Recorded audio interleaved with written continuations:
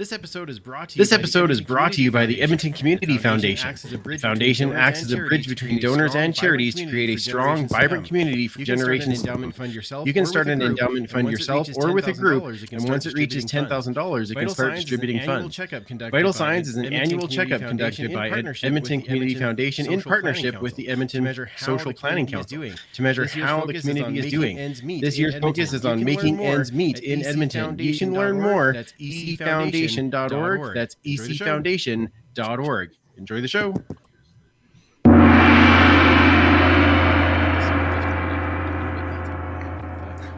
All right, so the intro is about 30 seconds long. There's some echo up there. We ain't gonna ever back down from nobody. I don't care who it is. This is a brotherhood. And if we stand strong together, we can't be denied. I can put some headphones in, actually. If one of us goes down, we have another, and another, and another that's ready to fight. So let's hit this field and bang them, bang them, bang them. Somebody, light me up. All right, that works. It's time to huddle up. It's the Turf District Podcast.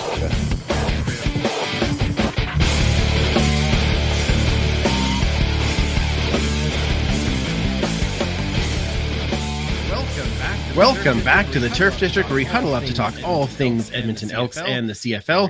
We're a proud member of the Alberta Podcast Network, locally grown, community supported, and also a part of the Canadian Football Podcast Network. I'm Andrew, and thank you for tuning in with us this evening on YouTube or downloading the podcast if that's what you've done. We have an amazing guest tonight and lots to chat about, but we really appreciate you joining us up front and making sure that you're sharing afterwards and reviewing and all those other fun things that every podcaster asks you to do. Thank you for that. So let's bring in the gang. Let's start with the one and only Superfan Mike. Like and subscribe. There we go. Love it. That's nice to see you, Superfan. How are things in Turf District West? It's good. It's it was a little weird last week. I was en route from southern Alberta up to home again, and so I missed last week. But clearly, you handled it pretty well. Looked great. All right, lovely. Okay. I mean, don't get any ideas or anything, but yeah. None ideas? Oh, well, I just had them all, and now they're all gone. All right. Next is Commissioner Kayla. How are you, Commissioner? Apparently not so the one and only. Okay, well, I like to shake it. There's up. multiples of me. Well, no. There's only one commissioner. That you know of. Yeah. How are you doing after our wonderful Argo tailgate experience on Saturday? I'm just sticking to the tailgate because that was impeccable. That was so much fun. It always is, but I met a lot of new people, and just goes to show you there's no family like the CFL family. So very true. It was great. It was so good. Yeah, I agree. It was amazing, and I'm glad everyone could join us for that. So that was so good. All right, let's bring in our guest because we're very excited. Tonight we welcome one of the brightest new stars on the Elks roster. He's blowing up the return game as we have not seen in a while, and he's number 25, Christian Saulsberry. Welcome to the show. Thanks for joining us. Hey, how you doing, everybody? Hey, thank you all for having me on the show tonight. Oh, we love having you here. It's I gotta ask you. I mean, you're lighting the world on fire for returns, and you're speeding up the sides, all those things on this giant field that you're not used to. But what is it like to do returns in the CFL? Because I can only imagine it's chaos.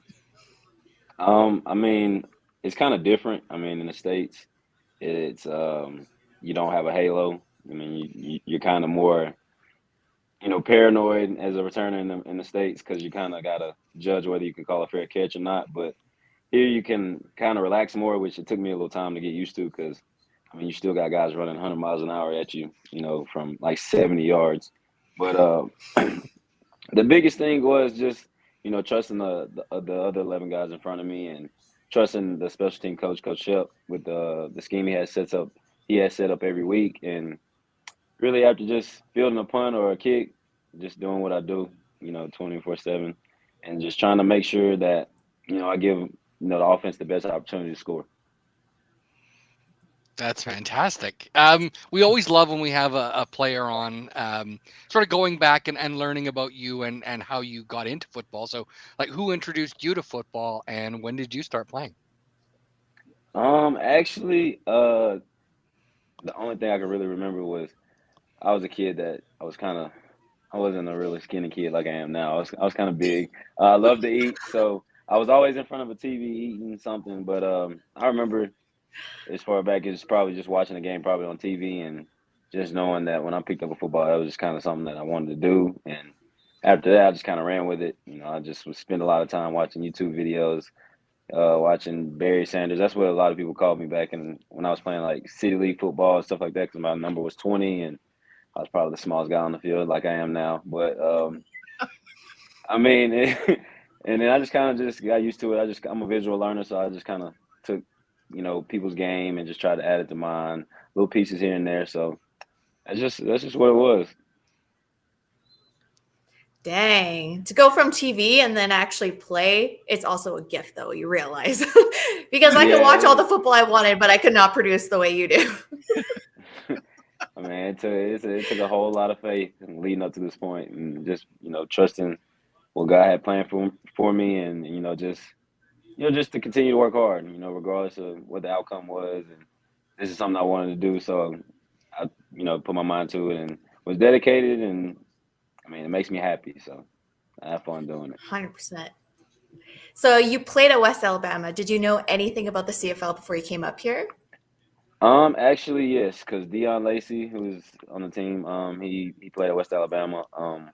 We had a couple guys, before me, before I, obviously got here. They had, got tryouts and all that type of stuff with the CFL, so I was familiar with it. I just didn't really know the game, but once kind of I got closer into figuring out that I was coming, I had to kind of open up the rule book and get to Googling a couple things. Yeah, there's probably a few Google searches going on before guys come up this way. Yeah, it's a little different. Yeah, I think we had a few Tigers as well. Otha Foster was obviously a little before your time, but he was here as well. Oh, yeah. Yeah, he was. Oh man, that's amazing. Well, now we know personally.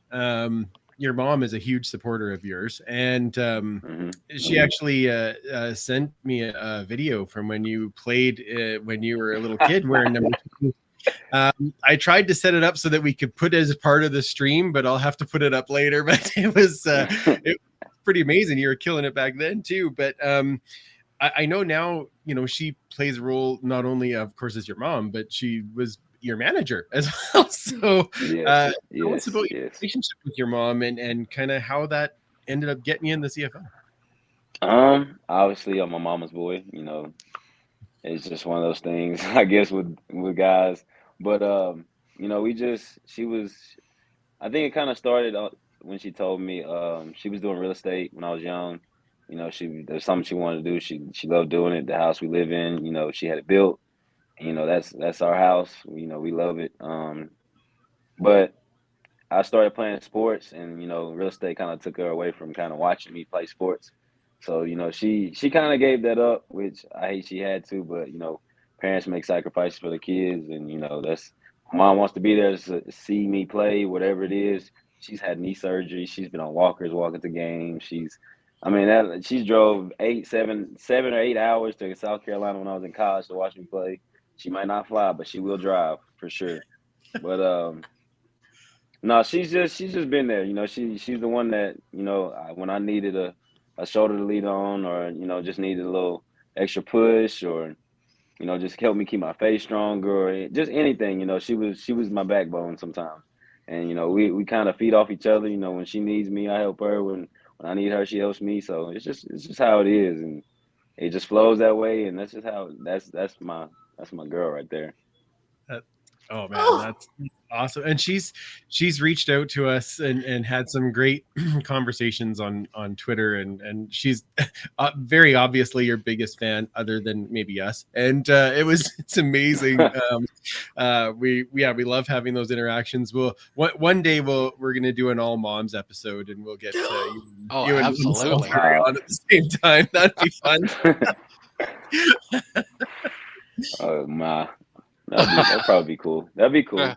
For sure. So, I mean, looking at the CFL game, I mean, it's one of those things that looks like something you recognize, and then the more you get into it, the more you see all those differences. So, for you, what's been the biggest adjustment to playing in the Canadian Football League?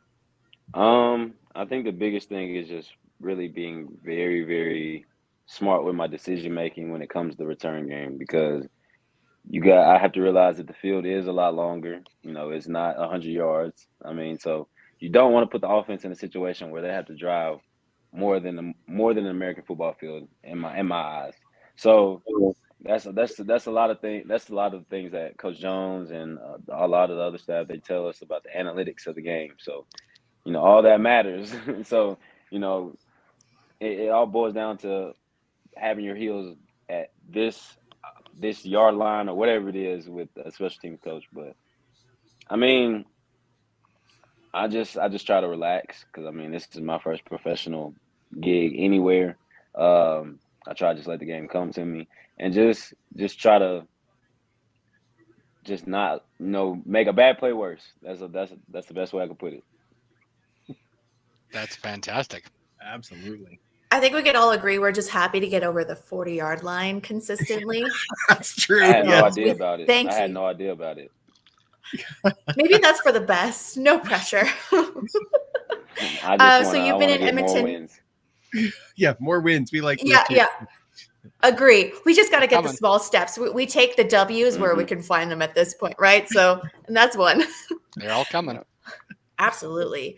But you've been in Edmonton for a little while now. What's your experience been like within the city as far as like the community, culture, food, all that stuff? The food's actually pretty good. You know, I found a few spots that I've kind of grown fond to. Brewster's. I went to Brewster's and we've ate there a couple of weeks. What else? Let's see. I can't even really tell you, but I know Brewster's is like a weekly thing, a superstition thing that me and Jalen and Dylan do for sure. We do that. If I could remember, I would tell you, but I mean, the food's good. It's peaceful.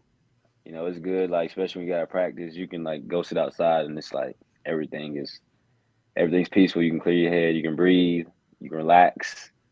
The weather's actually been pretty nice. I've been hearing stories about the weather, which I'm from down south, so I still have yet to see some bad weather. But other than that, you know, I'm happy. I'm content in my situation, even though, you know, everything might not be going as well with the record or whatnot. But we're trying to make strides, and we're pushing to make differences in every category. So that's the main focus.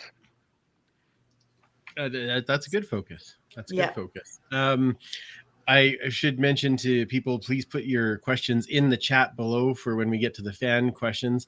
Although I did see one in particular that I feel I need to ask you right now. Somebody named Melissa said, ask him about what the rule is when I die. And I'm pretty sure you know who that is that asked that question.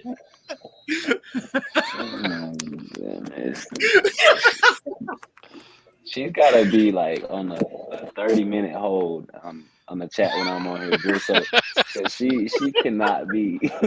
But she was, I forgot what she said. What she said, she died. She was like, bury me, I think, with a TV in there so she can still try to watch my games or something. I don't know. I was like, you got it. Today is not the day. Like, it was right after practice. I was like, I'm too tired for this right now. Oh, that is so awesome. Now, okay, let's go back to playing here. Now, you were here in training camp, and we talked about this a little bit before the show, how I think it was day 2 or 3 of training camp, we were sitting down near the front rail, and you just came over and said, "Hi, I'm Christian Saulsberry," and sat down and chatted with us. And my son just loved every minute of that. And so tell us a little, because you were cut and then you came back in August. And so what's it been like playing in the Chris Jones system and for the Elks? I mean, I've heard the rumors about the revolving door system he has. They try to bring guys in, and they bring guys in and try to see what pieces fit where.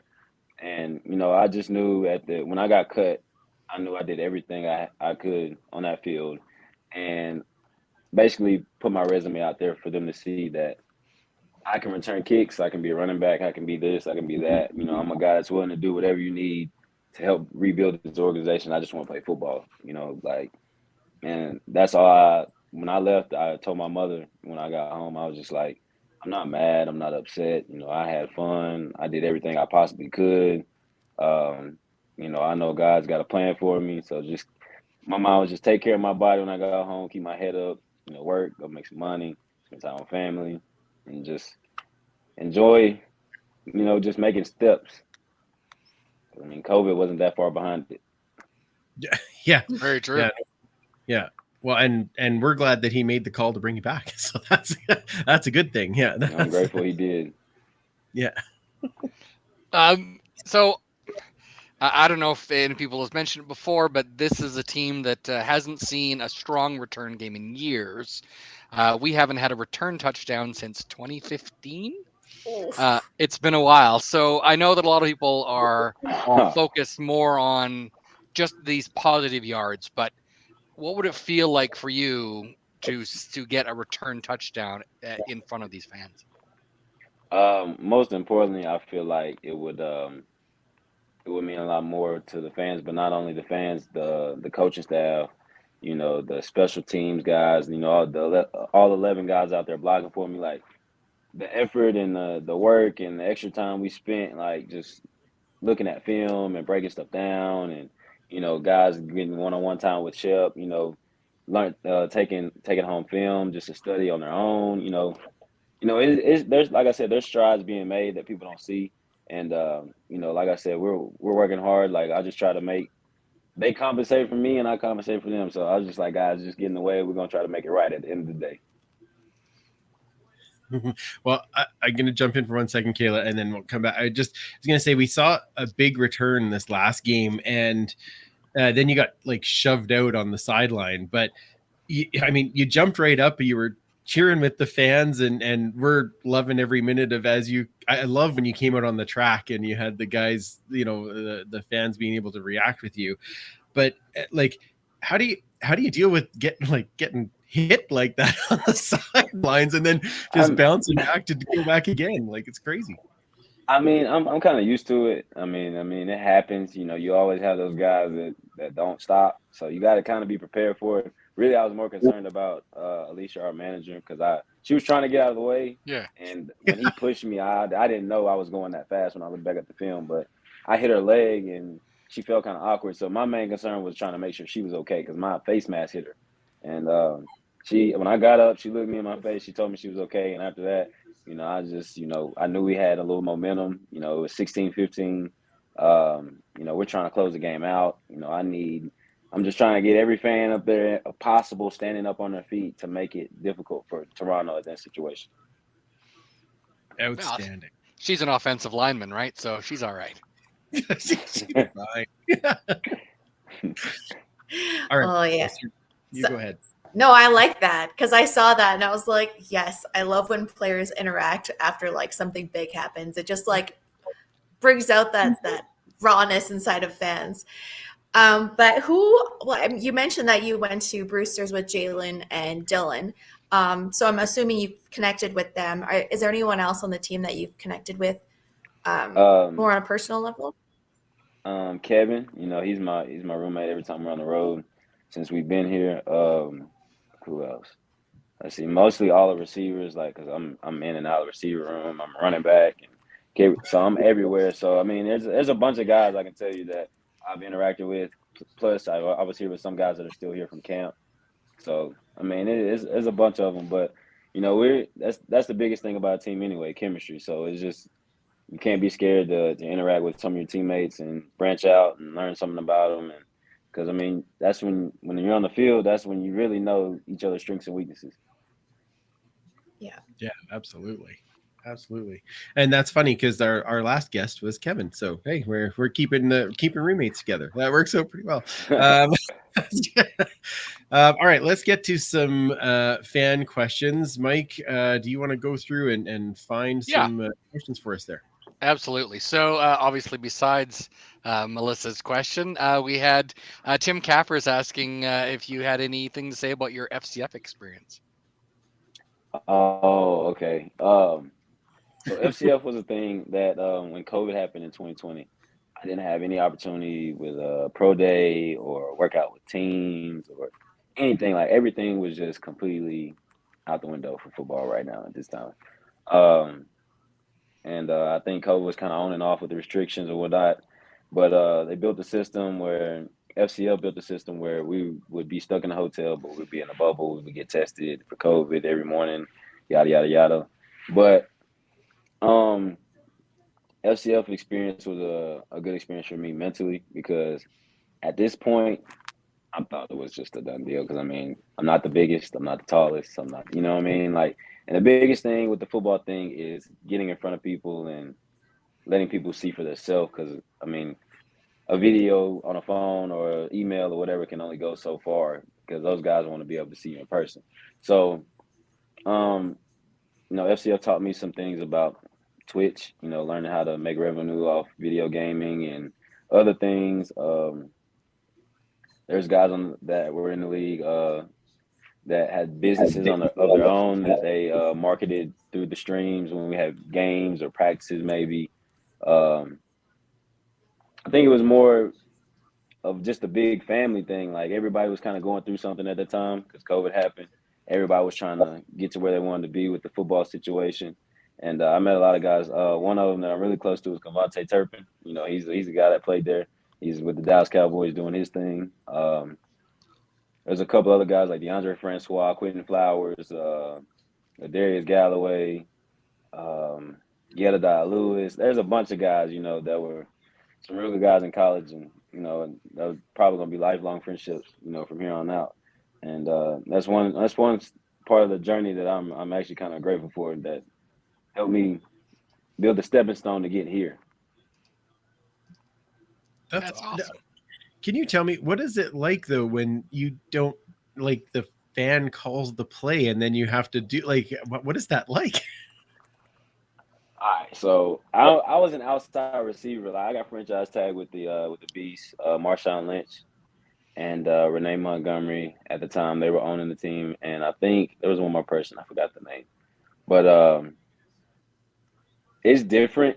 I mean, I have a mic. Everybody on the field basically has a mic in their helmet, so we can hear every play that they're calling. We go through the whole playbook throughout the week, so we know exactly what play they're calling when they say it. And I'm playing outside receiver, and at one point, I think like the whole, like maybe 10 minutes of the game, I think I ran either a post, like 4 go routes in a row. You maybe run maybe one hitch, and you probably run about 7 more go routes. It's difficult because, I mean, where you can hit the defenses at, but it's like, it's just up in the air with the play calling because that's not an offensive coordinator calling it. That's not, somebody that you work with every week calling it. That's somebody that's at home calling it. So it's like, somebody's got to make a play. At the end of the day, somebody's got to make a play. Yeah, that'd be tough. I just on the fly. Anyway. Yeah, it is definitely on the fly. It's just like it's a little frustrating sometimes, but you gotta realize just to have fun because at the end of the day, with the things they're doing, like with especially, I mean, we were in COVID, but now they got fans that can come to the game, like players interact with the fans. Like it's actually pretty cool. It's like a video game thing. They have drones flying around. They got helmet cams. Like they give you different angles of the game, so it's kind of cool. You can own a team too, actually. So it's a little different. Nuts. Yeah, it's kind of different. It's fun. It's like a video game on your phone. Yeah. Wow. That's awesome. All right. Chris Agar is asking, so Christian, is there another sport you would have been playing if not for football? Baseball, for sure. Nice. What position? Center field. Oh, Got an arm. Makes sense with the speed. Yeah, that's what I played when I played competitive baseball. So that's exactly what I've been playing.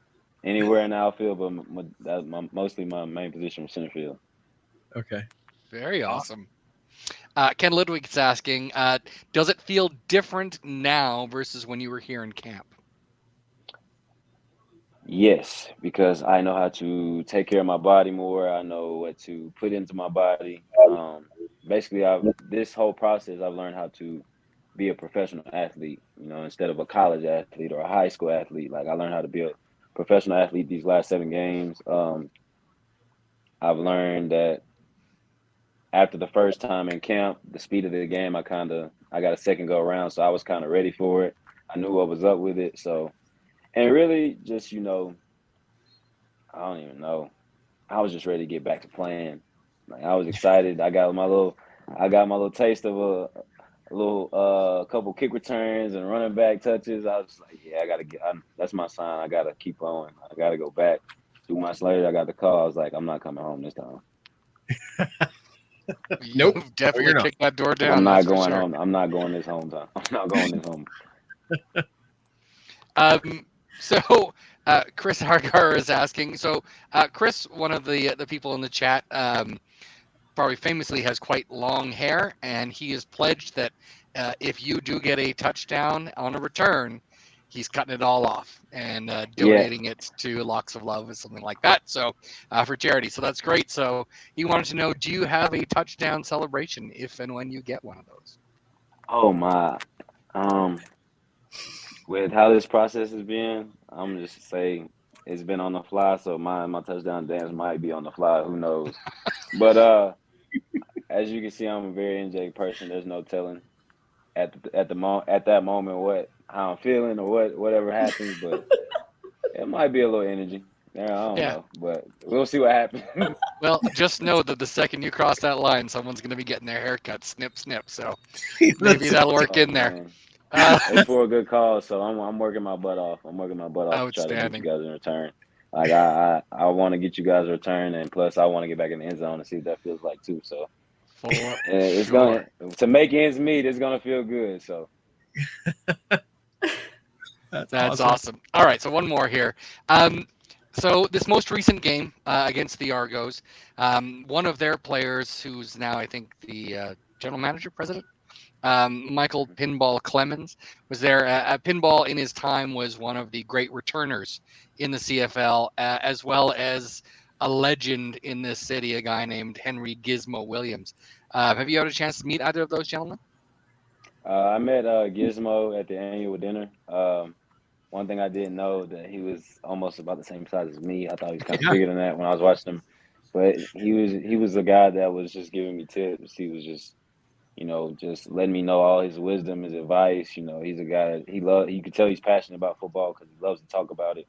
And I'm the same way about it. So I was just embracing. First of all, there's a legend in front of me. I'm just like I said. I mean, meeting your son. He felt good about it. I just felt the same way meeting Gizmo. So I mean, my first time talking to somebody that really knows the return game and has really done it and giving you tips and letting you know like you could really be something at this return man spot. So I was just embracing everything about it. He's a very cool guy, and I enjoyed every bit of it. He's had more return touchdowns called back than anyone's ever had. Yeah, I've heard that one. He had gears that we have not seen. Like it was great. But that's cool that he was giving you tips. Like that's awesome. Like he's a good dude. Yeah. All right, that's it for the questions right now. Okay, fantastic. Although there was one comment that I think we need to put in here from Cosmic Rhubarb, where she said, "Christian Sauls is my new favorite kind of berry." So glad he's on the team. I thought that was outstanding. I love it. I see a T-shirt in the making. Yeah, my favorite. Yeah, there we go. All right, let's get some rapid fire questions here, and then we'll let you get some sleep. What's your favorite meal, Christian? Oh man, we're gonna have to go with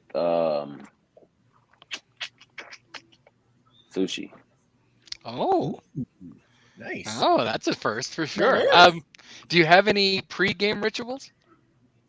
I most definitely pray. You gotta get the shower in the morning to wake you up.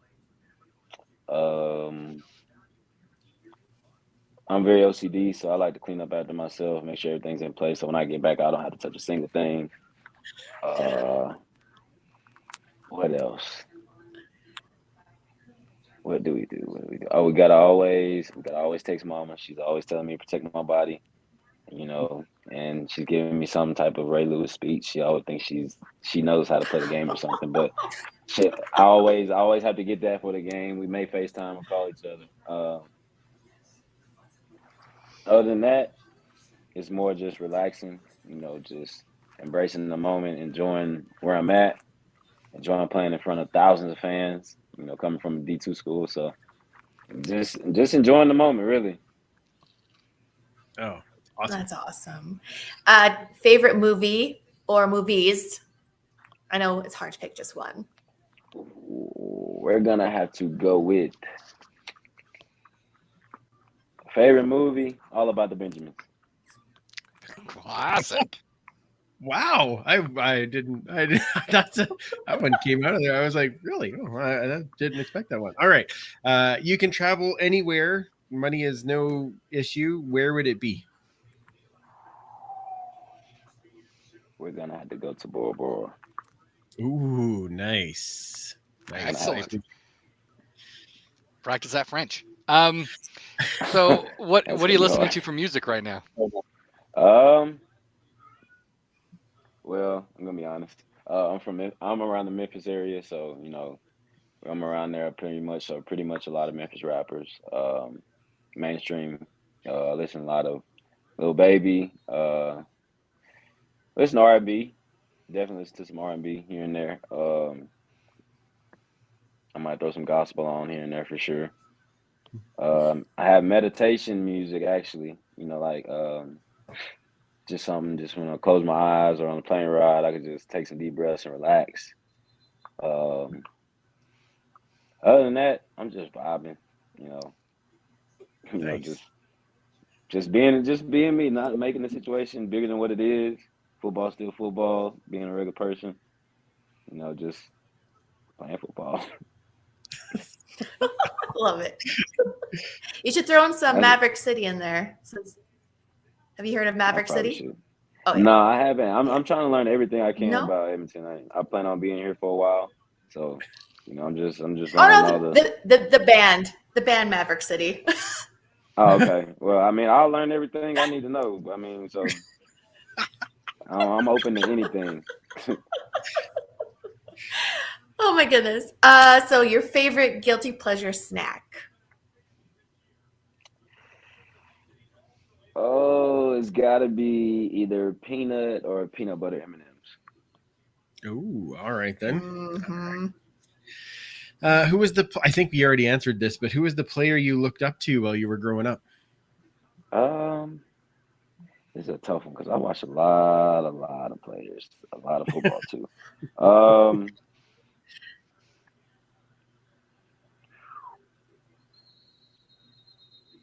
If I had to be honest with you, it would definitely have to be Barry Sanders for sure.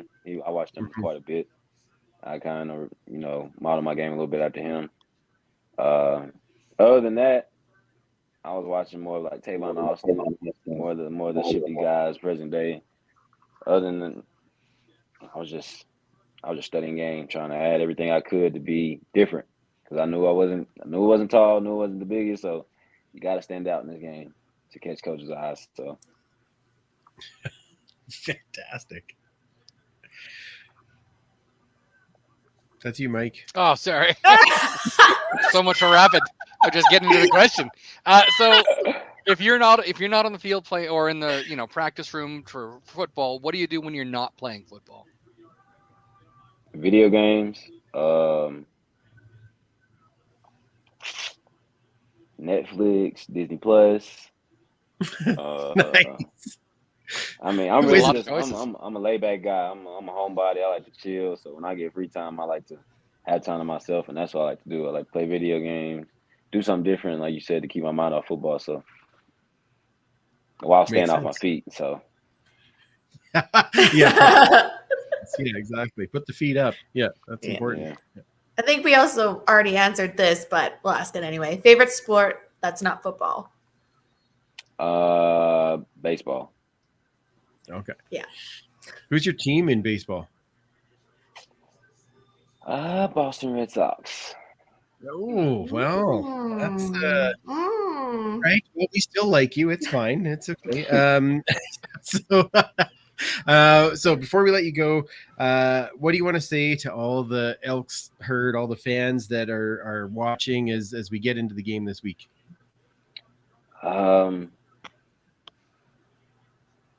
Just be ready to cheer, have fun. We're gonna do everything we can to get a W for sure. We're gonna work our butt off. We're not looking at this is the last game. We're not looking at this when this is the next game in front of us. We're still trying to make strides to get to where we need to be. We're treating this one like a playoff game. So outstanding. Well, Christian, you've been an amazing guest, and thank you so much for joining us and having some laughs with us. We really appreciate it. Thank y'all. Everybody. Well, and like I said, we'll keep chatting with your biggest fan. She'll hang around. But yeah, I know she's amazing. Where does everybody find you if they want to catch up with you online and kind of see what you're doing and follow you along for after football games? My Instagram my name is Christian_Saulsberry with the number 2. My Twitter is Saulsberry Era, capital S, capital E. And yeah, that's the two main social medias that I get on. And I try to post as much as I can while I'm being busy during the week preparing for a game. So yeah, it's fantastic. And I am so glad that we are witnessing the Saulsberry era. I hope it continues here in Edmonton for many years. So thank you again for joining us. We really appreciate it. And we will be right back after this. So thank you.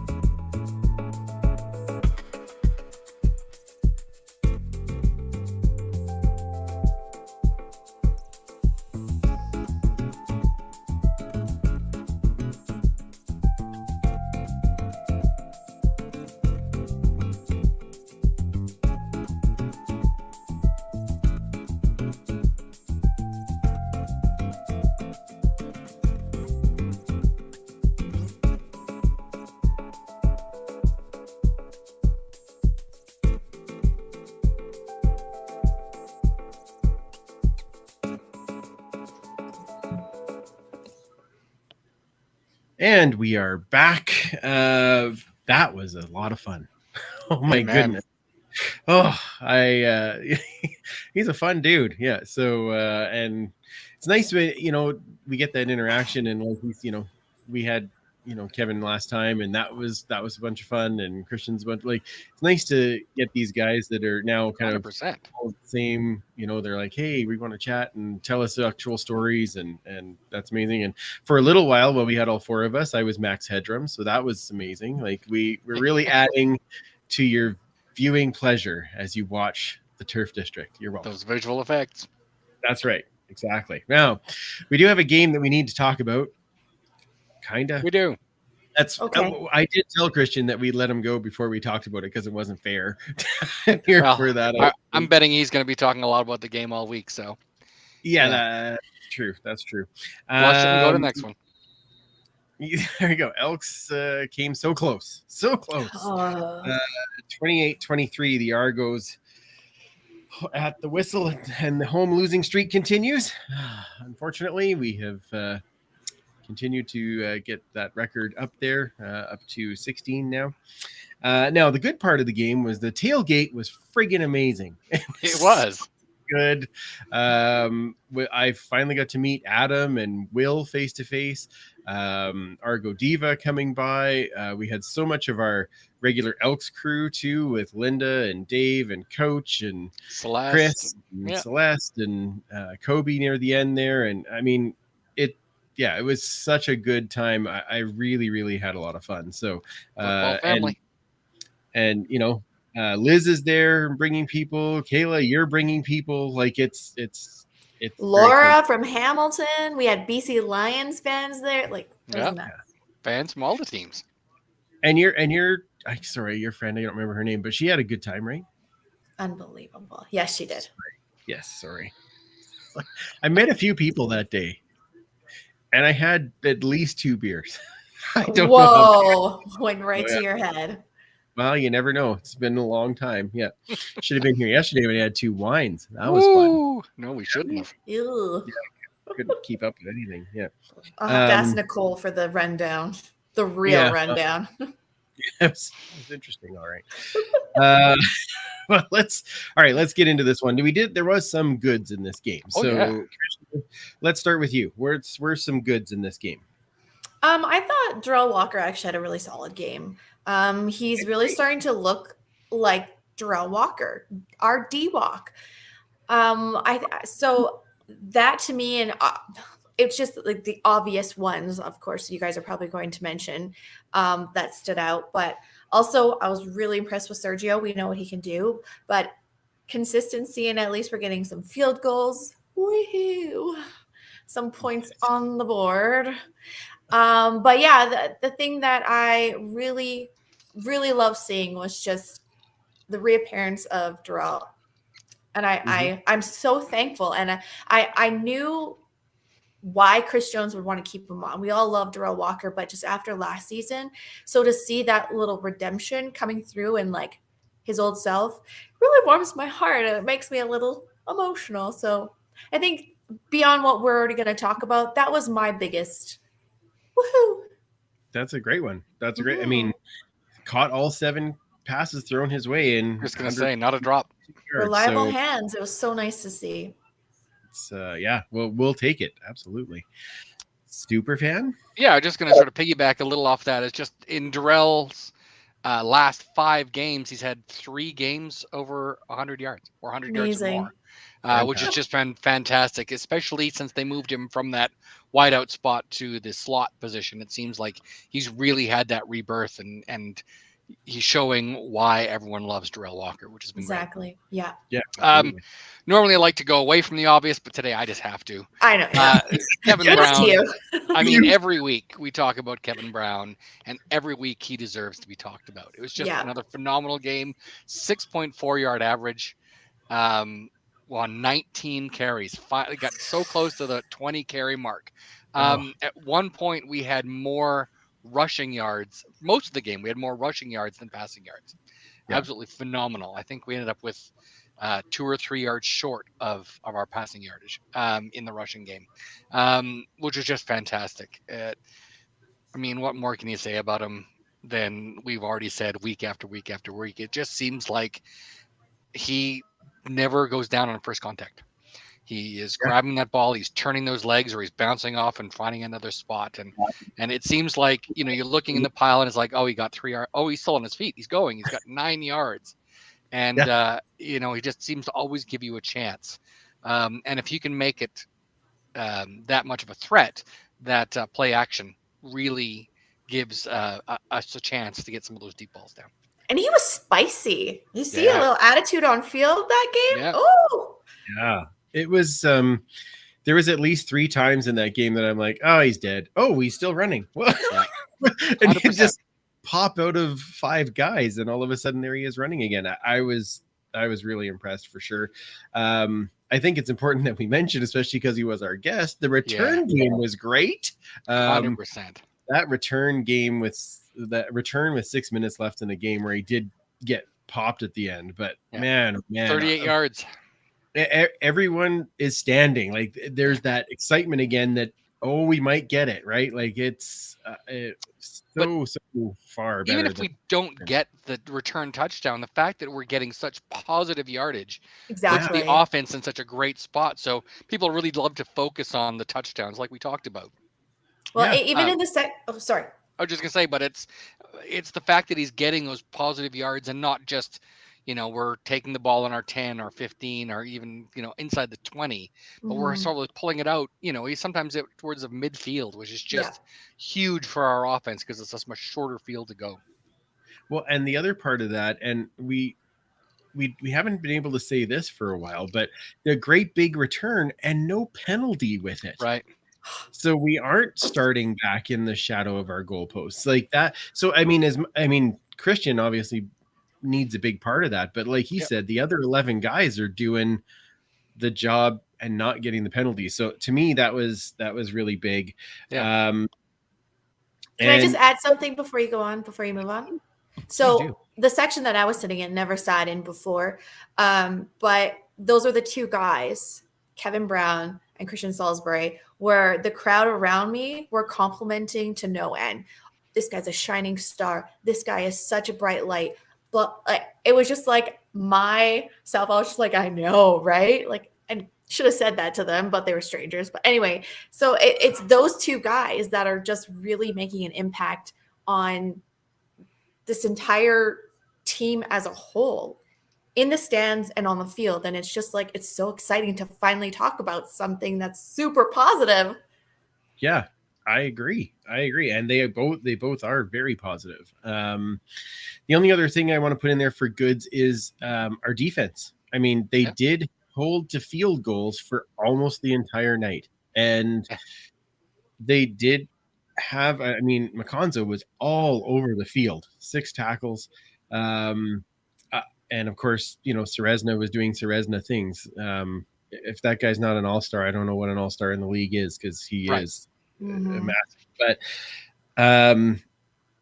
unfortunately, that kind of leads to the bad side. Well, before we do anything, though, just one more good, if I can. Sure. Yes. Good. Yes, please. 3 penalties. Are you serious? This game was 3 penalties. Yeah, and the Argos had 7. Yeah, and that's something else. Yeah, I knew there wasn't a lot, but wow, color me shocked. There's a couple of offsetting that they didn't really count, but still, 3 that actually hurt us. That's right, and they're not huge ones either. So right, yeah. I mean, there were some declined, right, but the ones that were accepted, there were 3. Yeah, that's not bad at all. It's a lot better than 12 or whatever it has been before. Yeah, so exactly. We'll take it. All right, let's dig into the bad side. Superfan, what do you got? Oh my goodness, second half adjustments are just absolutely killing us. Is so disappointing. Yeah, well, there's that. The fact that we have such a strong first half on, it seemed like all the phases of the game, and then in the second half, we scored 7 points, and you just can't do that, especially when you've got a lead 16-6, they're going to be making adjustments, and you've got to throw wrinkles in. You have to throw something in there so that they're not just going to key on what you did in the first half. And even though we tried some of it, and I don't know why. Why does it happen? Why? Sorry. Yeah. Anyway, it does kind of what it feels like in the stands. I'm gonna blame Will Gertler from the Argos fan cast, because he was sitting beside me, and then it was nearing the end. He's like, "Well, I'm gonna go meet up with everybody." And as soon as he left, Toronto started scoring. So maybe that's the problem, is I've got to leave my seats, and maybe that's what it'll take. Right. So if that's what it takes on Friday, that's what I'll be doing in the 5 minutes left. Taking one for the team. We appreciate it.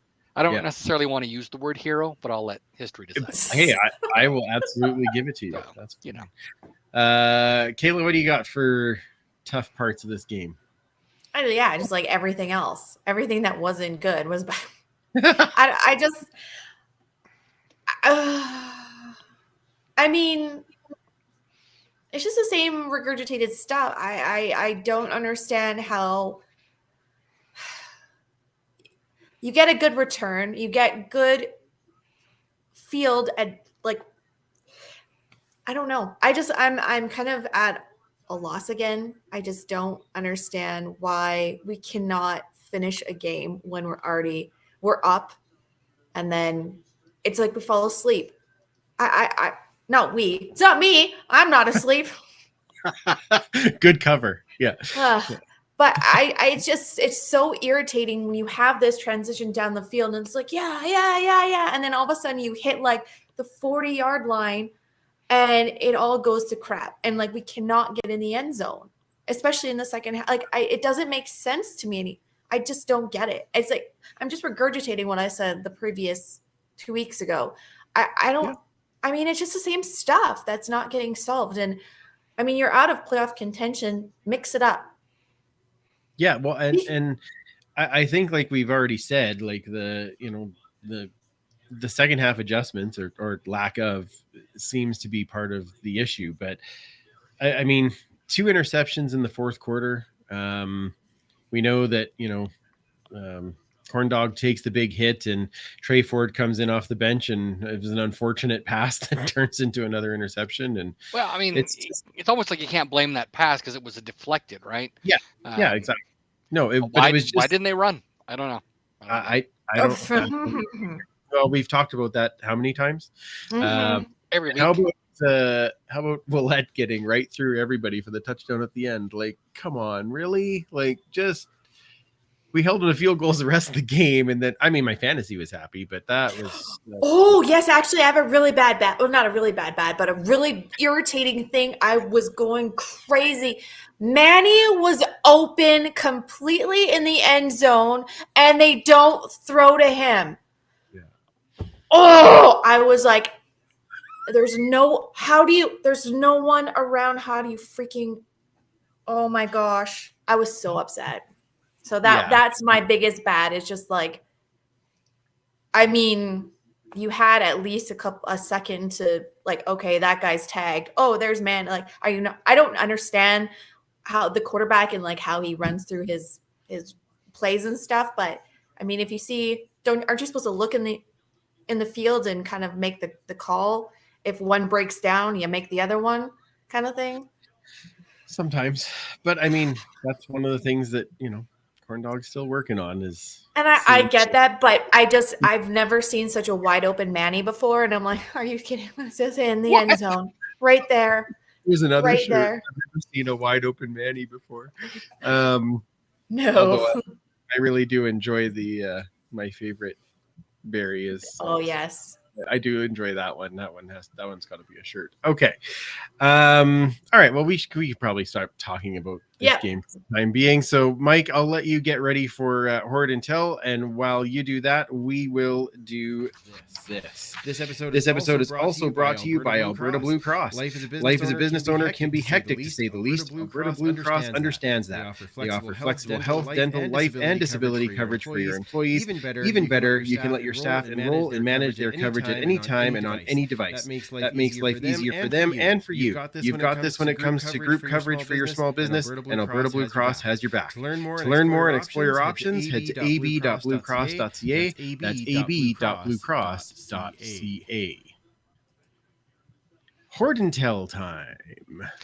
This is going to be a short one, but I thought it'd be kind of cool. Who here loves poutine? Oh, who doesn't? Oh, wait. Exactly. No, it's poutine. Thank you. Yes. Yeah, we don't want to get. But we're in an Alberta podcast, so. So I thought, what would be great to get for poutine, huh? How about something like this, huh? Ooh, fancy. That's all you need to do. Just make this. You get the lid off there. There's your poutine in there. So you can buy. I've shown before the snack helmets you can get. I just put this together this afternoon, actually. Really? Yeah, pretty simple little item. All you have to do is just get your snack helmet.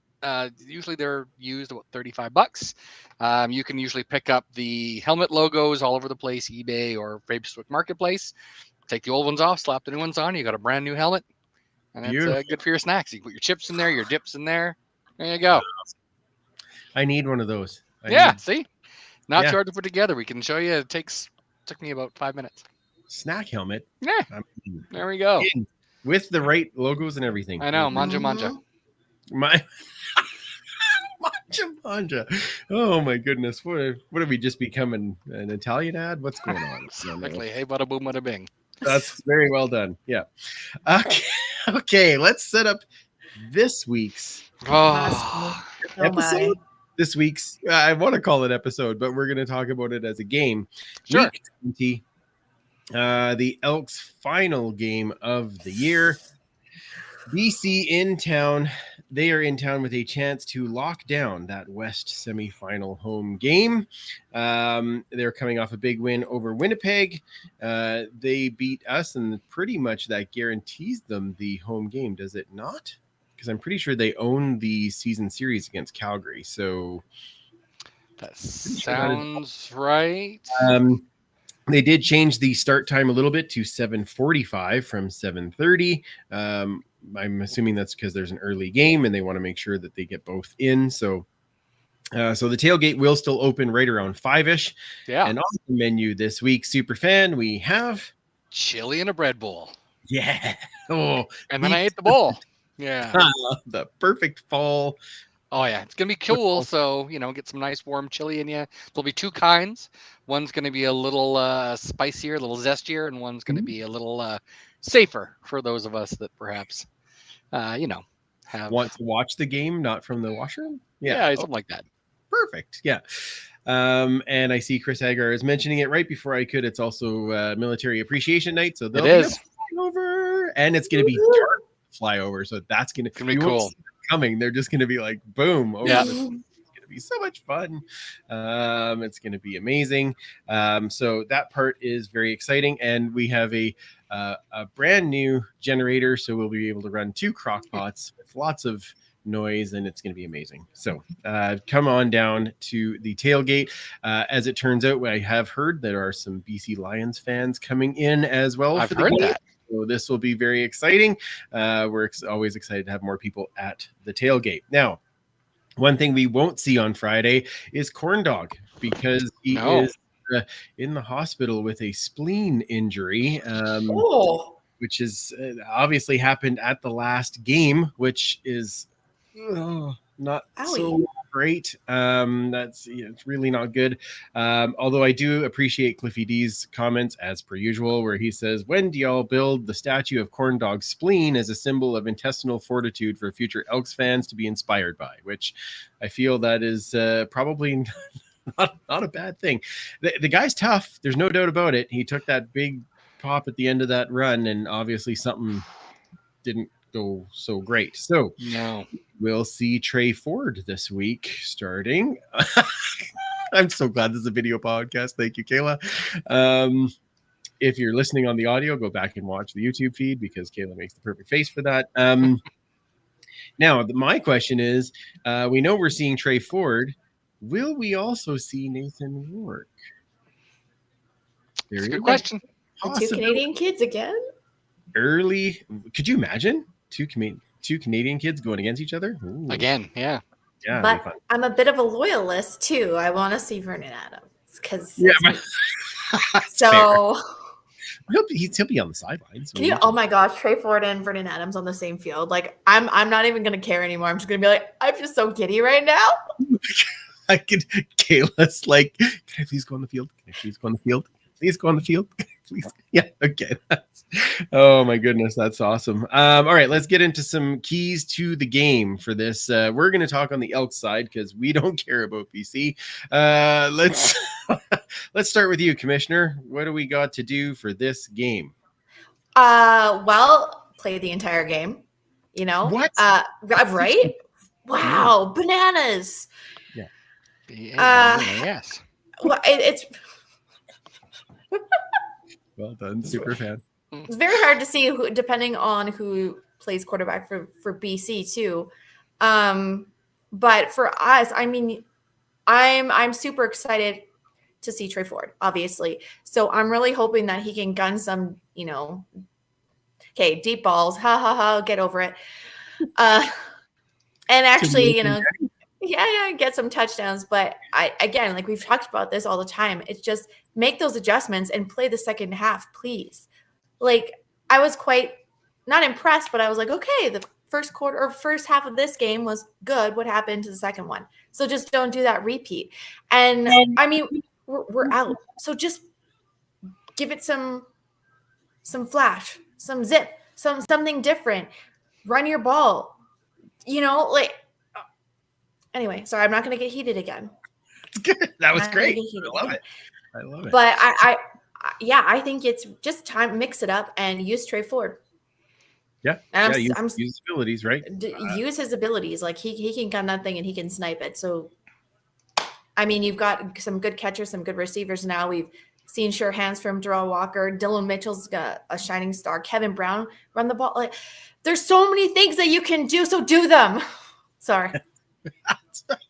That's a lot of keys. And defense just needs to just like keep up their consistency. That line is looking really great and spectacular. And I mean, if they can, again, keep the quarterback off, get to the pocket, and have a few sacks. I mean, simple football strategy here, folks. It's not rocket science. I'm okay with that. Superfan, what do you got? I think at this point, BC has got a lot to play for, but we have a bit of an advantage in that they're probably been preparing at least in advance for Taylor Cornelius. Now he's not playing. Now he has something different going on. So I think we need to work for Trey Ford's strengths, and he's a very athletic quarterback. I mean, he's played all kinds of positions, not just quarterback, whereas running back, receiver. So sort of use that to our advantage and try to trick things out. As well, just let's have some good second half football from the team. The third quarter has been pretty tough for us. And let's be honest, the fourth quarter wasn't very great for us either last game. So if we can play 60 minutes of football, there's no reason why we can't come up with a win on this one. Yeah, no, I agree. And we know, especially because if you watch the Winnipeg BC game, the BC special teams, there's holes in that return game. Janarian Grant, and between Janarian Grant and Terry Williams, that was a massive return game between the two of them. So our cover guys have got to make sure that Terry Williams doesn't get the yards. But there is space for Christian to get through. So I think starting position is going to be huge for us in this game, and that O-line, especially because Trey Ford's in there. Yes, he's mobile. He's also coming off of this is going to be his first start after being injured. Give him a little time to read the field. And if they're going to be running, like they were opening up some holes for Kevin Brown. So I think O-line is going to be massive in this game. So those are I'm just going to go with 2 keys, if that's okay with you, kid. Nice blink. Cliffy Always. said 4 keys than a piano, which is outstanding. Made me laugh. All right. Let's do some pick'ems because there's fun games this week. I can tell you're excited about it, Commissioner. First, we have Ottawa into the Hammer to face Hamilton in the first of their back-to-backs. Then we've got Toronto taking on Montreal in Montreal for their first of their back-to-backs. And we've got Calgary traveling to the Rectangle to play Saskatchewan in the first of their back-to-backs to end the season. So interesting pick'ems as we go for this week. Who you got in the games, Superfan? This is an interesting one. Even though we have the same record as Ottawa still is not eliminated from the playoffs. Correct. If they win both their games versus Hamilton and Calgary beats Saskatchewan, Ottawa is in third place and they make the playoffs as the third seed, which is absolutely crazy to me. Hamilton needs 1 win in the next 2 games to knock Ottawa out, and their magic number with Saskatchewan is 2. So 1 Hamilton win and 1 Saskatchewan loss, or 2 wins by Hamilton, 2 losses by Saskatchewan, and Hamilton's in the playoffs. So it's great because both teams have a lot to play for in this first game. That being said, it's in Hamilton. I think Ottawa has played a lot better, but Hamilton is sort of finding that new gear moving to the playoffs, and they're going to be the hot team, I think, going into the playoffs. So I think I'm going to take the Ticats. Toronto at Montreal. This one's going to be a little tougher as well. I didn't see a lot of great stuff out of Toronto, and they are really susceptible to the run, having William Stanback back. Plus what? Yeah, plus Walter Fletcher is just a 1-2 punch that I think can really do a lot of damage to the Argos. So I'm going to take the Alouettes in that one. And Calgary at Saskatchewan, I'm voting for the Sun to explode. I really can't pick either team because it's Calgary and Saskatchewan. But let's just say I expect Saskatchewan to lose. That's fair. That's fair. I'll give you another moment, Commissioner, and I will say that I agree with all of your picks, Superfan. I was going the same way. Hamilton, Montreal, and the team that's not in the rectangle. Those are the ones that, because I don't pick that team in the rectangle anyway, but still. Those are my picks. Commissioner, who you got for those? Yeah. First, I actually just want to applaud this entire, all the teams that played this weekend, because we had some outstanding games. We did. I was so thoroughly entertained, and that Hamilton game too. Oh man, even better who they were playing, but yes, I know. Two teams lost. That was great. Yeah, it's great. And Calgary. I can't believe I was ready with the Lions. I was so thrilled. Like, really, I was right. But yeah, the only game that I'm a little bit shifty with is the Toronto Montreal game, just because Toronto is so inconsistently consistent with how they play. They can play glorious or they can play pretty crappy, but they still pull out a win. Hi, living proof. Yeah. So, but it is in Montreal, so I don't know. I'm sticking with my gut. I'm going to go with Toronto with that game, but the other two, I agree with you guys. All right. I know, weird, right? Weird. That is weird. I think I'm all right. Do we have a prop bet for this week? Do you see anything in the chat for a prop see what we got here? I did notice that Melissa said that Terry Williams and Christian played high school and junior college football together. Oh, that's wild. And now they're going to be returning against one another. That should be interesting. Should be interesting. Yeah. Let's just see what we got here for. I love the Christian tidbits that we get during the show. Oh, absolutely. I know. Yeah. There's a few more back there as well. I'm trying to see if there's any prop bets. There's a lot of chatter in the chat. A lot of chat. Okay. Well, I have one suggestion, which would be Elks total rushing yards. Oh, I like this. I knew you would. No. And because I brought it up, I am wondering if you would like to set the line this week, Superfan. Ooh, all right. Because rushing is your deal. So we're talking yards, not carries, on this total yards. Correct. Or yards just by Kevin Brown? Total yards. Total rushing yards from any rushing. It doesn't, not just Kevin Brown, total rushing yards, because we're going to have Trey Ford back there. So exactly. Give you the chance to spread that out. That's why I wanted this, because I thought this would be a fun prop bet. I think we're, again, going to get over 100 yards rushing.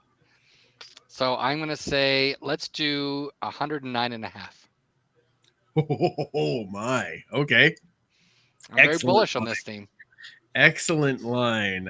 I thought you were going to set it at 105.5 or 105.5. Dang.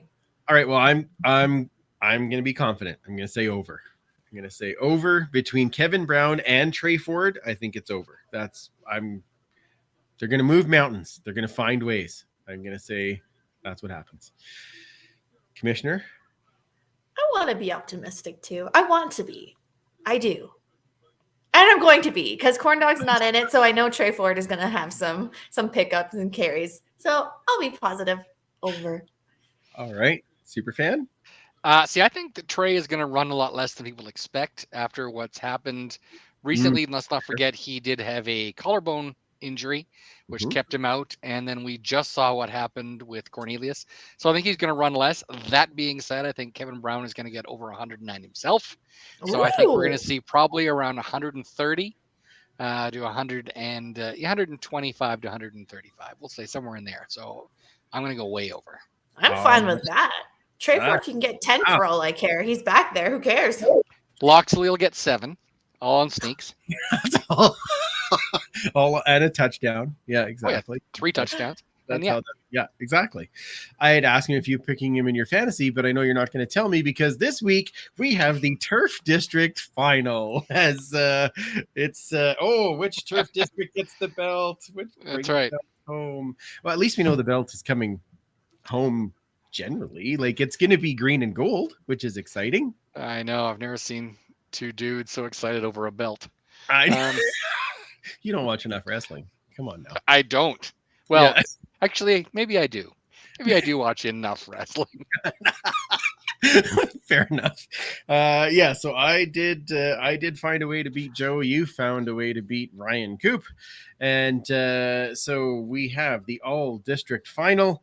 Next week, we will be able to talk about one of us getting the championship belt. And I believe it's 340 to the charity of the winner's choice. Yes. Nice. So, have you picked a charity yet? I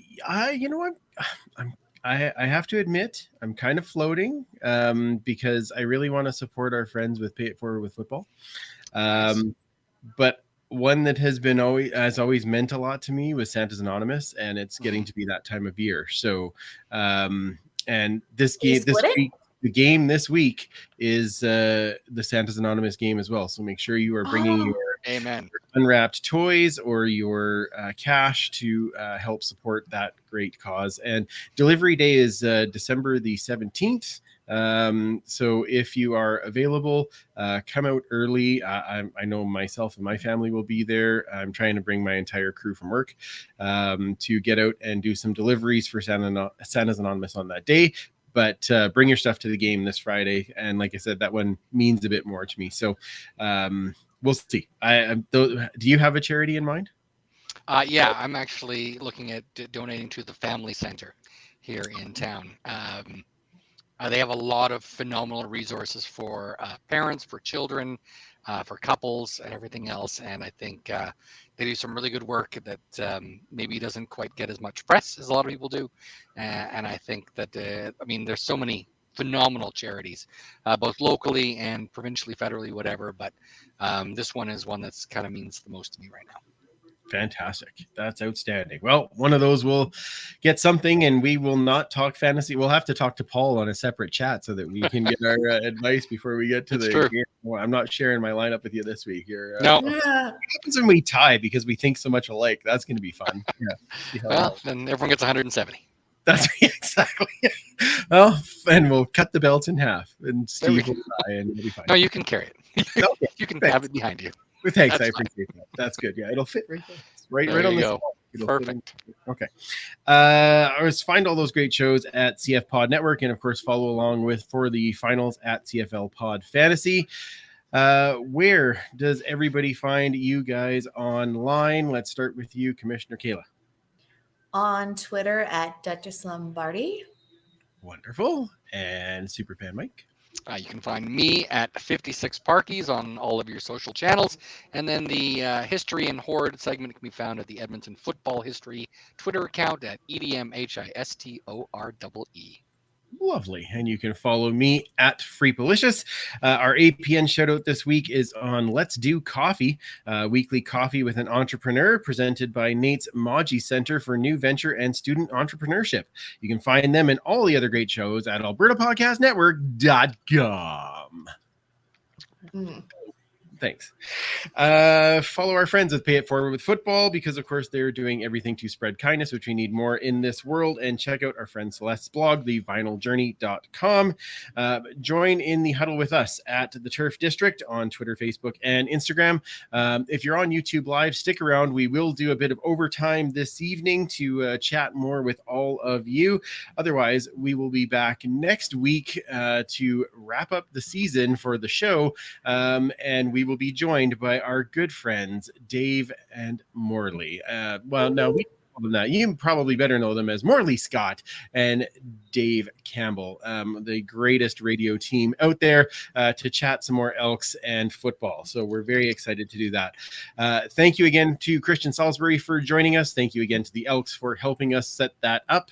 Thank you to Mama Saulsberry for being in the chat and giving us all the tips. We do appreciate it, and can't wait for you to get up for a game as well. So for Christian Saulsberry, Commissioner Kayla, and Superfan Mike, I'm Andrew. Remember, you can't catch footballs with your face, and we will absolutely talk to you next week.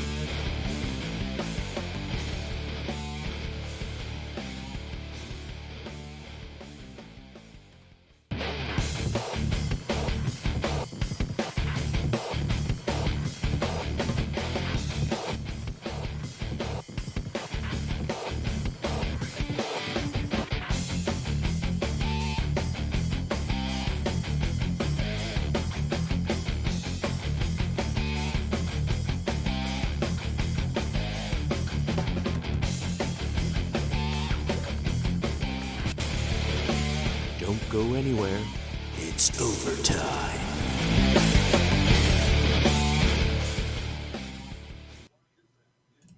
And we are back for overtime.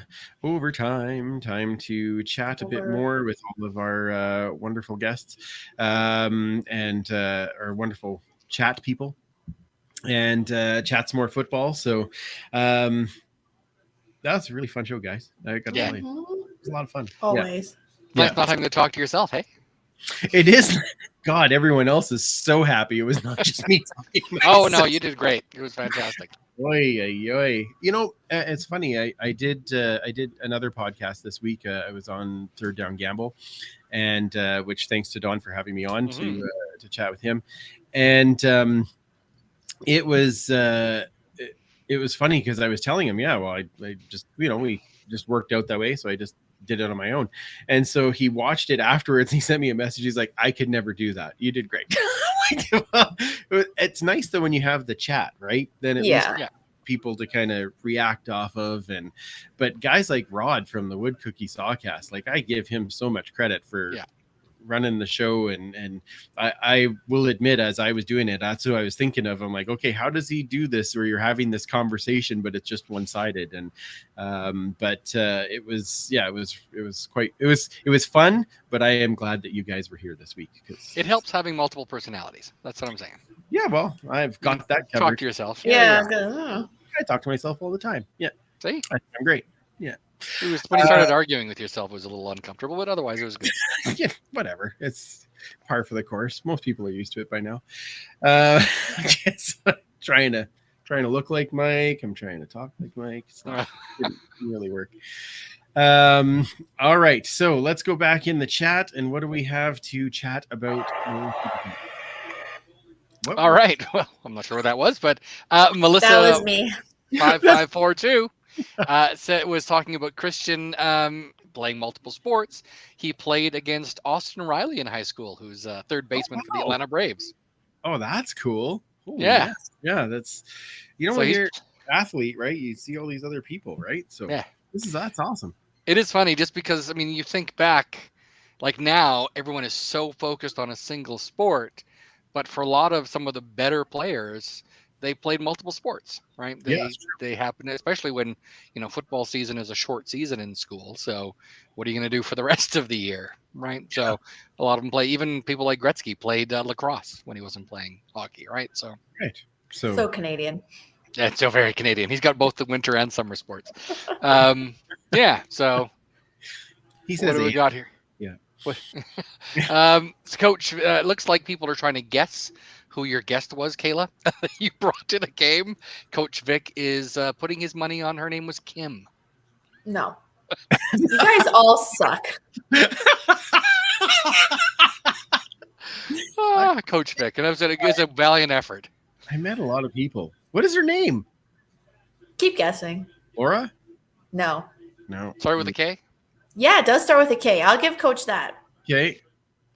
It's so close to my name. It's one letter difference. Kaya? One letter difference, not an elimination. Well, I took the L out. I don't know, but okay. All right. We'll come back to that. Carla. Oh, there we go. All right. Well, she was very nice, and I'm glad she had there we go. So again, people talking about the fact that the last game, the officials were not noticed. Really, it seemed like they were a little less flag happy, which I thought was great. Letting them play. Yeah, absolutely, and it makes a big difference. Unfortunately, it didn't work out in our favor this particular time. But again, when you only have 3 penalties in a game that are accepted, that's pretty impressive. It is pretty good. Yep. Tim Capper says he was rooting for us to win. Too. I think we won a challenge in this game. Yeah, hard to believe, eh? And they lost theirs. Penalties, and we lost it, and we won a challenge, and they lost their weird. And we still lost the game. We still found a way. Excellent. Okay. Yeah. Unfortunately, Coach Vic was saying that the third quarter offense was so vanilla and so soft. Yeah. I mean, we didn't have the ball very long, right? It's like they had it for 10 minutes. We had it for 5 minutes in that third quarter. Yeah. Well, but at the end of the first half, we had it for 20 and they had it for 10. Yeah. But we were leading by a single point. Yeah. Like that. Yeah. Anyway, did not set us up for a whole lot of success in the second half. That's what Ken says as well. Elks had the ball for just over 5 minutes in the third quarter. Yeah. And that's tough, right? It's really tough on the defense because they've got they're getting pretty bagged at that point. Yeah, for sure. For sure. Oof, ugly. Defense gives. Say that we did win the coin toss. That was important. That's true. That's true. Defense gave up 239 yards passing in the second half. Was it that much? Oh, I easily. That would not surprise me at all. Then they would have only had 60 yards in the first half. They had almost none in the first half. That's true. They had more. They had very little rushing and passing. So that's what happens when you're on the field so often. Yeah. Yeah. Ken has an interesting point. Her disinterested or upset face with the blinking. Yeah, that was a good one. That's the face. There it is. Coming soon to a meme near you. Someone's gonna do it. I'm betting Penguin. So Ken Ludwig says, according to the guys on TSN, that last touchdown scored against us was the result of 2 defenders going into the same gap. And Blake Dermott, apparently, according to Coach Vic, said the same thing on the after show. Well, it could. Oh, you mean the running touchdown? Yeah. Oh, okay. Because I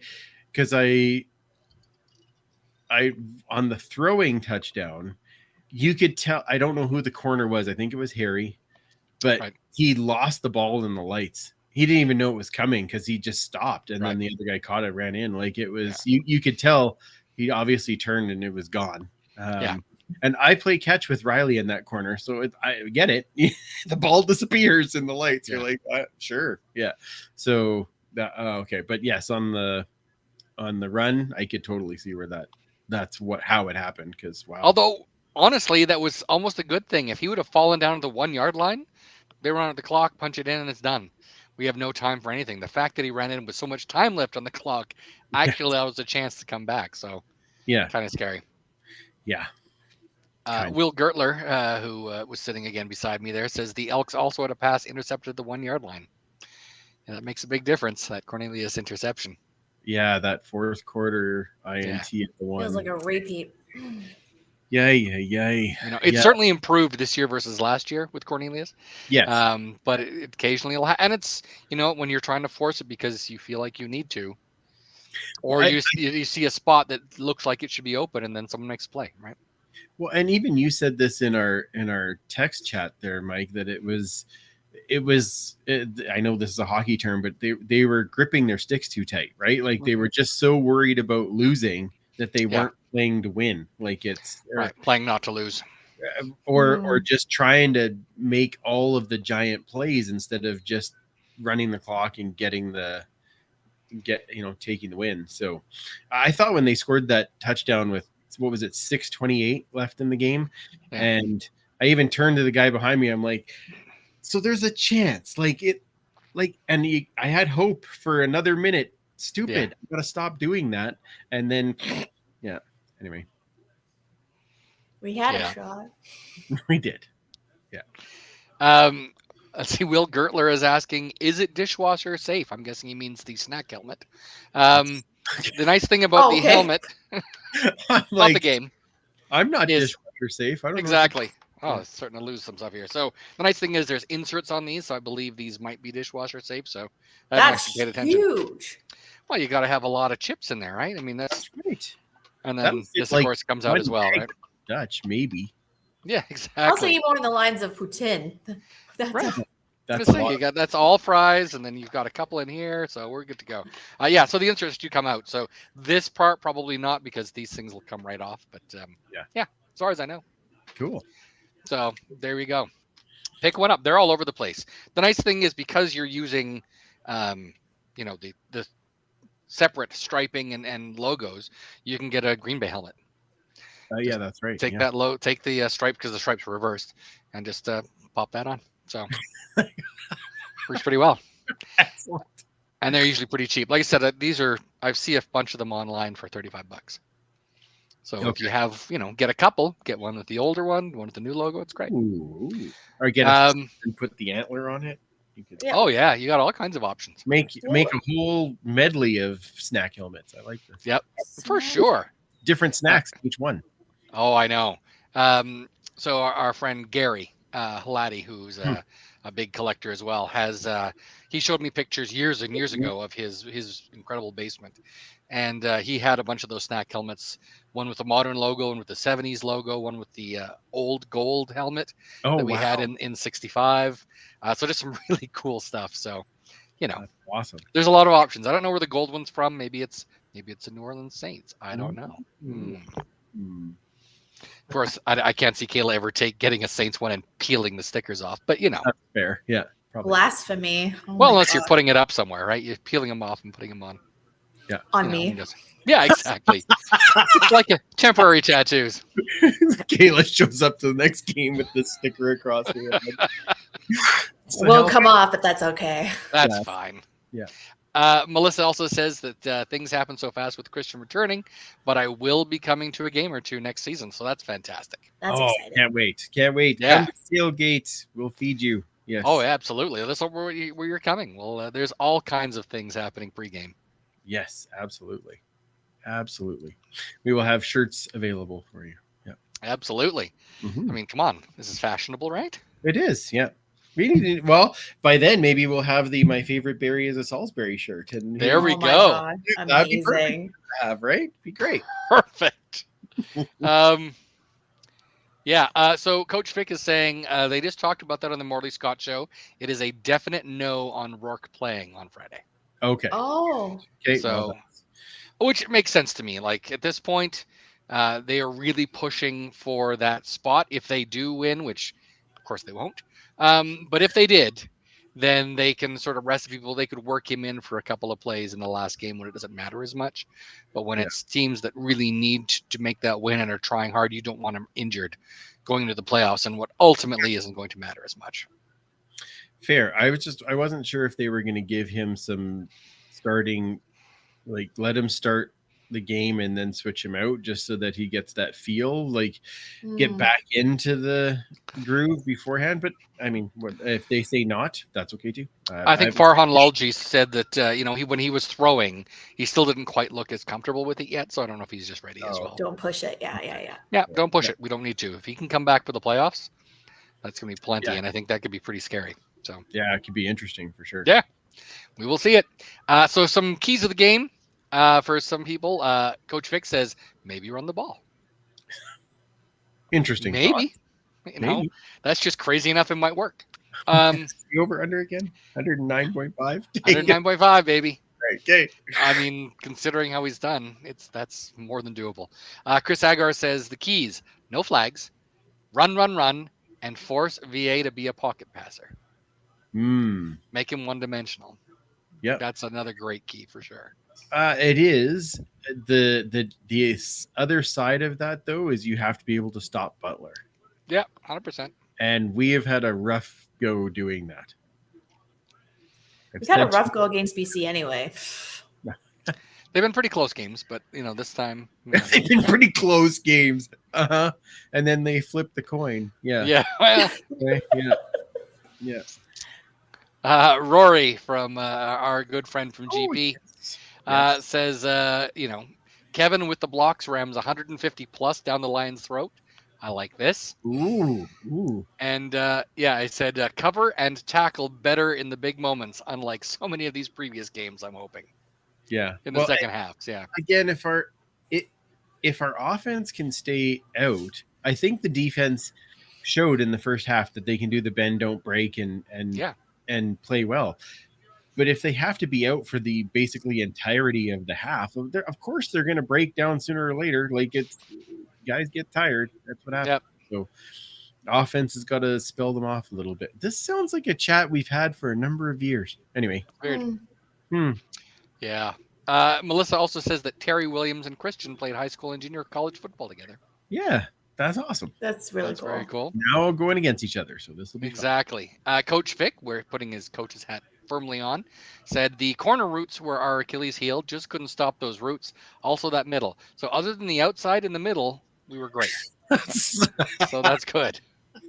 Oi. So like just in the the hash marks, we're good in the hash marks. We were pretty good at the flats. That's perfect. Okay, yeah. Drums. Now we're talking chicken wings. That's exactly. all you need. That's all it needs to get me started. Is talking drums and flats, baby. It's all about the flats. I'll take the drums. We're good. Perfect. Works out well. We can go do wings together. Exactly. It's one of the reasons we're such good friends. That's right. Ken Ludwig says, I have no idea why the Elks could not do anything about the crossing patterns. It was crushing to see it over and over again. Well, what would be nice is for us to do a crossing pattern every now and again. When was the last time, and this actually was accentuated this last game, it was either 20 yards downfield, a handoff, or a pass right near the sticks with the guy standing still. When is the time that we're going to see the 7-yard guy is crossing and hits him in stride to run up the field? I don't know that we've seen that at all this year. It's been a while.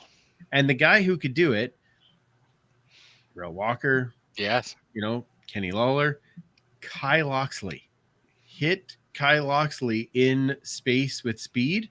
You take the corner. I would love to see that. I don't care. Danny Vandervoort. I don't care. Somebody. Oh, I forgot to mention Danny got his TD. That was exciting. He sure did. Oh, yeah. That was amazing. Yeah, that was great. And Kevin Brown. Yeah, or Manny for that matter. He could go. He could go across the middle. Take it. Be his first time. Run guys over. Anyway. Maybe it's just because that happens to be my favorite play. That 7-yard hit him on the fly, turns up the field. To me, that was the Terry Vaughn play, right? Or the Mookie Mitchell play. You'd hit him at 6 or 7 yards and he turned it into 28. And I love that play so much. Yeah. Cliffy D does say the deepest ball, of course, is the sun, if you're talking ball of gas. So This is why he's here. Wow, that got an official Kayla eye roll. That one. Oh, Cliffy. Oh, That was pretty good. Chris, I mean, it's no, I'm pleasant, but it was a good comment. That was Factual. exactly. Wow, I wasn't sure what you were going to say when you started with that. Yeah, okay. Yeah. Fix auto. Yeah. We all went the same road on that. Hey? Yep. Okay, Chris Agar is poking the bear to the province directly east of us. Imagine the Grey Cup in Regina with the Riders not in the playoffs. Boom. Oh, I could probably go because there'd be tickets for sale. There'll be a lot. there'll be a lot. Yeah. They will be flooding that market, unfortunately. It's We've all been there. Find a place to sleep because that's the part that's hard. I had a flight ready to go to Regina for the Grey Cup. But to find a place to stay, even if it's just for the 4 nights, like if it was Thursday, Friday, Saturday, Sunday, it's like $1,200. I'm like, no, I can't. Like that's way out of my range. Like I can't. Yeah. So anyway, oh well, Hamilton next. Yeah, exactly. That I've got a place to stay, so that's good. Yeah, that's cheating though. I don't have one of those. I have to figure that out. But sorry, family. Tell your sister to move. You've got a year. Come on, Dad. Yeah, come on now. Time to move. Yeah, exactly. Yeah. Yeah. So we will see. Ken says if the Elks cannot put any sustained pressure on VA, we're going to get hammered. Yeah, I think that everyone kind of knows that there has to be some pressure. It's when we start rushing 3 that's kind of a problem. But well, although I mean, rushing 3, we got to Fajardo. Yeah, that's true. So, and if you force, although they got to rush 4 this time just to at least keep somebody's got to be spying Vernon. But if you, I agree. If you make him stand in and throw it, it does increase your chances of win. I'm not saying it guarantees the win by any stretch, but it does increase your chances. Yeah, it's true. Coach Vic says BC has not won in Edmonton since 2013. So we can't start saying stuff like that because when was the last time that Toronto won here? 2013, I think. Yeah. So wasn't it 2004 or some stupid? Was it? I don't know. It's way back when, and the wrong streak ended. So did they not play here last year? Toronto? No, they didn't. No, they didn't. Nope. Oh yeah. So it's anyway. Okay, well, I'm hoping that the BC streak sticks. Interesting. This is not in the chat, but something that Will Gertler and I were talking about earlier. He said we talked about this briefly on our show on Saturday. The Argos have won 14 games at Commonwealth ever, and only 2 have been more than 10 points. Wow. These teams play each other tight. Yeah. Well, I wish that we did. And it was, of course, less than 10 here, but it'd be nice if they, maybe instead of having 15 wins, there's only 14 still, but that's all right. That would have been fine. Yeah. Oh well. There we go. My therapist wants to stop talking about it. Yeah. Coach Vic is saying to Kayla that the confusion was because Celeste's friend is Kim. Simple mistake. So. There we go. That's what it is. Sure. Kim is always at our tailgate. Yeah. That's all right. Half of them forgot her name is Carla. So that's all right. I mean, since you said it. I won't forget it now because I'll remember now because I'm embarrassed, but that's fine. I'll quiz you next week or on Friday. Cool. Yep. If you'll bring somebody else, you'll be like, hey, Carla. It's like, this isn't Carla. This isn't Carla. Damn it. Should be good. Be like, people are talking about the Green Bay Packers uniforms. Did anyone see those in the last game? I did. Or the green and gold. They, gold numbers. I wasn't a big fan of the green pants. It looks like a 10-year-old wearing pajamas to me, but that's just me.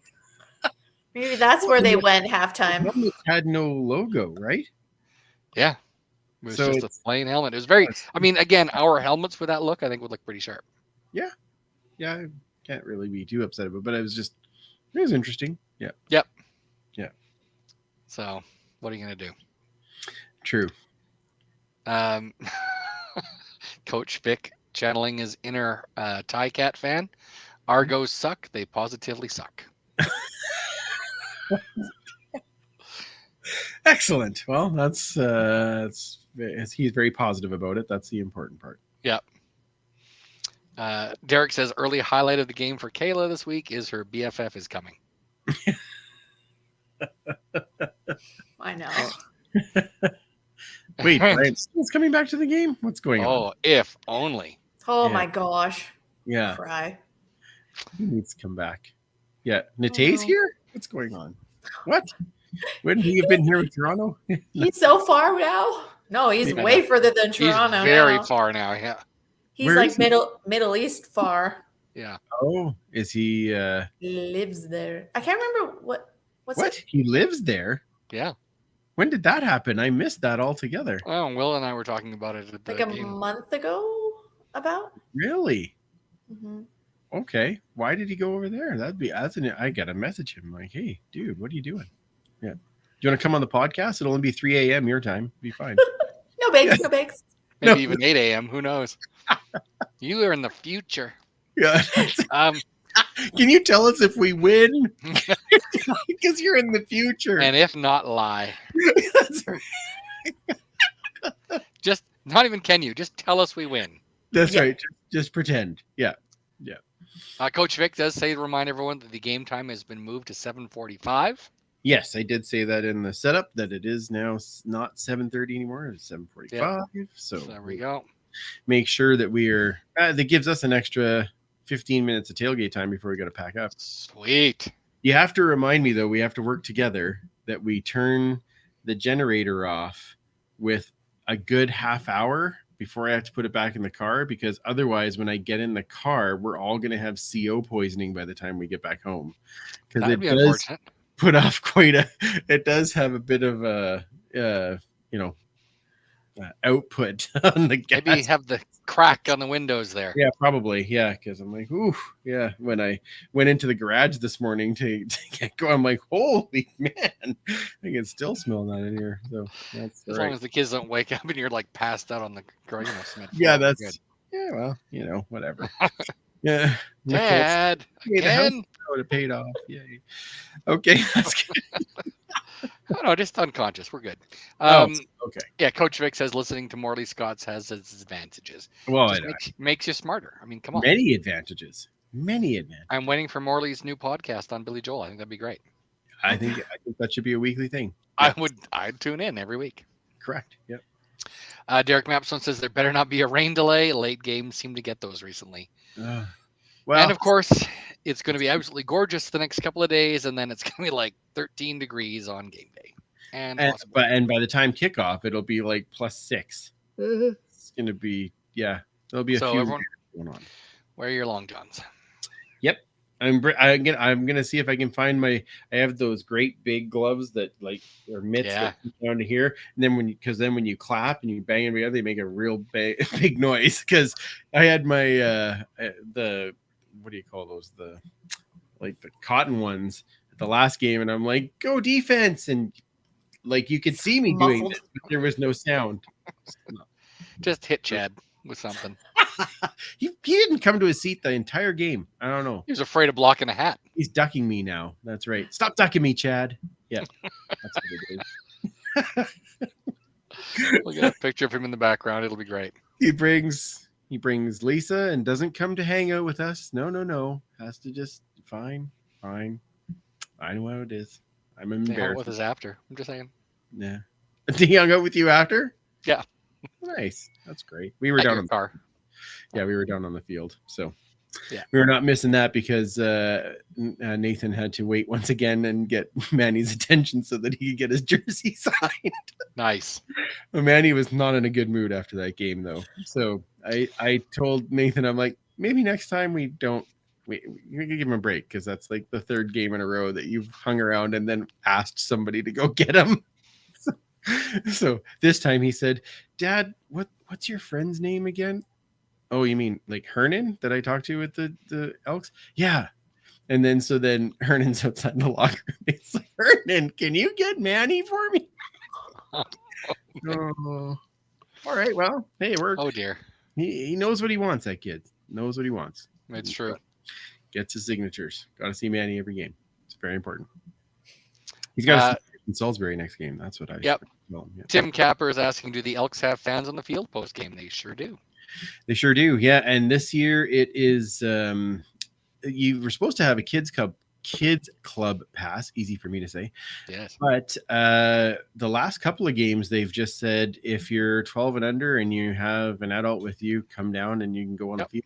And they're just getting the kids out on the field. So there were even some adults that didn't seem to have kids that were on the field. I noticed. Yeah, there's a few of those too. Yeah, they get down there. So, but it's a great. I really like that experience because I know like my cousin Will and his daughter Cassidy were sitting with us, and so they came down on the field afterwards. So we were all tossing the ball around and getting to see a few guys, and so that was good. It was really good. Yeah. I think it's an awesome thing. It's a lot easier now that, the last 10, 12 years we've had turf instead of grass. So correct. They're not worried as much about people being on it and trampling it. So and wrecking it. Yeah, that's true. That was certainly not an option when we were kids. So you don't say. I did say. Yeah. All right, then be that way. I think that is the end of the chats. Excellent. Well, we had some excellent chats this evening. Thank you all for joining us to chat some more. Like I said, we will be back next week with Dave and Morley for our season wrap up. And then we will be going on hiatus for a little while. End of the season. End of the season for us. And we will see how things go in the new year, and then we'll try and see what we can do for planning to get back at it, but we'll see how things go. That's where I'm going to leave it at this moment. But I appreciate you guys being here, and I'm so glad that we had everybody in the chat, and thank you again to Christian for joining us, because that was a ton of fun. So and we love you too, Coach. Love you too. So hopefully we'll see you all on Friday at the tailgate. Like I said, it should be opening right around 5. I hope. I don't know. That's all dependent on me getting out of work a tad early. But we'll see how that goes. And Commissioner, are you coming straight from work? Or are you coming to the game? Yeah. Okay, just making sure. I wasn't sure. Yeah. Okay. I just don't know what time I'll get. Okay. Yes. Excellent. Another one, so you'll have to learn another name. So complicated. I can only learn one name, so I have to forget someone's name. I tell you. If you could come right at 5, I don't usually have a beer by then. I might remember the name better. That's impossible, but okay. Well, I was trying to help you out. You could, yeah. Yep. Let's get name tags for everyone. It'll be good. I'm totally bringing name tag stickers now. It'd be great. Yeah. Put this on. It'll help me. Yeah. I'm old. Help me. Help me help you. That's right. Yeah. Hello, my name is Drunk. Isn't that the thing that I put on? Yeah, that's perfect. Yeah.